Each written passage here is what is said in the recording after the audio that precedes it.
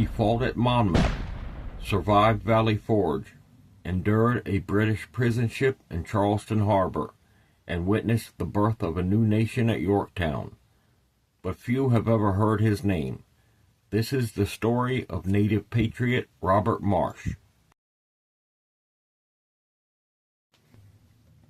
Robert was born around 1758 on the Pamunkey Indian Reservation in what is now King William County, Virginia. For centuries, the Pamunkey had been part of the most powerful Native American alliance in the colonies, the Powhatan Confederacy. These are the same natives who encountered the English at Jamestown in 1607. However, by the time Robert was born, disease, warfare, and colonization had devastated native power in Virginia. But the Pamunkey had survived and maintained their sovereignty. After the Treaty of Middle Plantation in 1677, the Pamunkey were guaranteed reservation lands and a degree of self-government in exchange for loyalty to the English crown, which would be maintained in part through an annual tribute.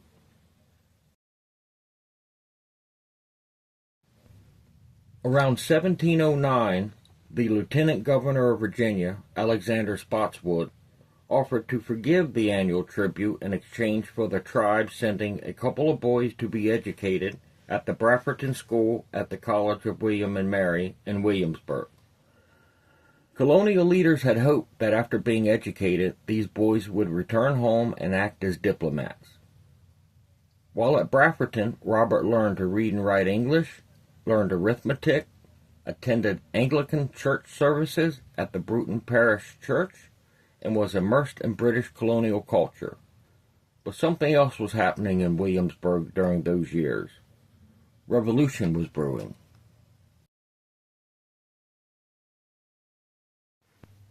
Virginia was becoming increasingly rebellious.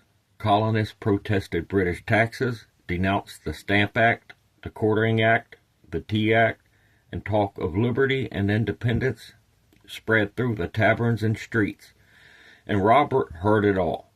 He was surrounded by revolutionary talk and ideas. Think about the contradiction.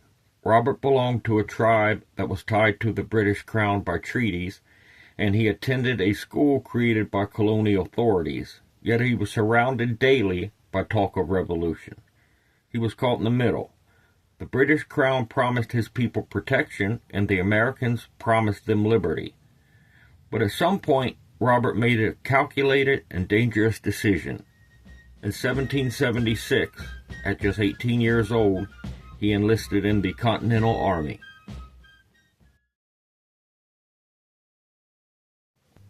Robert joined the 15th Virginia Regiment of the Continental Line, and unlike many soldiers who only served briefly, Robert fought through some of the Revolution's most brutal campaigns, like the Battle of Brandywine, one of the longest and bloodiest battles of the war. Weeks later, he fought in the thick fog of Germantown, and again in the oppressing heat of Monmouth.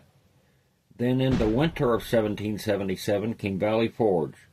The Continental Army was starving, dying from typhus and smallpox, and freezing to death by the hundreds. Men died before ever hearing a gunshot. Thousands suffered from lack of shoes, blankets, and food. But Robert survived.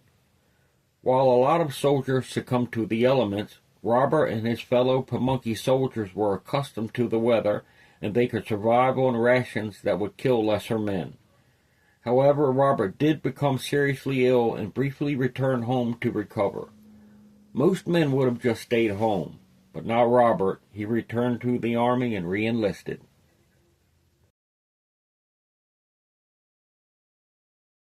By 1780, the war had shifted south, and Robert found himself in Charleston, South Carolina, defending the city against a British siege. But on May 12th of that year, the city fell and Robert was taken prisoner for 14 months. The British packed American prisoners onto prison ships in Charleston Harbor, and the conditions were horrific. Overcrowding, disease, rotten food, and no medical care. Men died constantly. Some men even joined the British to escape the ships. But Robert endured, and in 1781 he was finally released in a prisoner exchange at Jamestown. Most men would have just gone home, but Robert re-enlisted again. See, Robert was no ordinary grunt. Because of his upbringing in the Virginia wilderness, he possessed tracking, survival, and marksmanship skills that the average soldier didn't possess. That made him extremely valuable to the patriot cause, and Robert knew it.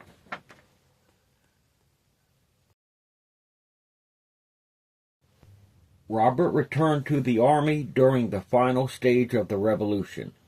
There is strong evidence suggesting he was present at Yorktown in October of 1781 to witness the surrender of British General Cornwallis and the birth of a new nation. But even after Yorktown, Robert's service wasn't over. Shortly after Yorktown, Robert marched south again under General Anthony Wayne, fighting British Loyalists and British Allied native groups in Georgia. Around this time, it is believed that Robert also took part in the Battle of Hanging Rock in South Carolina. This suggests that, at this point, he was with the Catawba Indians attached to General Thomas Sumter's army. Only in 1782 did his military career finally end, after nearly 6 years of war.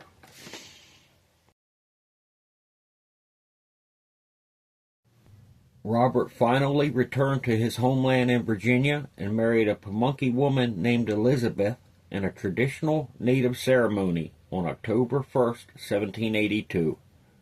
According to family Bible records, Robert and Elizabeth went on to have 9 children. By the 1790s, Robert had become deeply involved in the Baptist movement spreading through native communities in Virginia and the Carolinas. He and Elizabeth joined the Lower College Baptist Church, and by 1798, Robert himself had become a Baptist preacher, holding services on the Pamunkey Reservation for those unable to travel to church.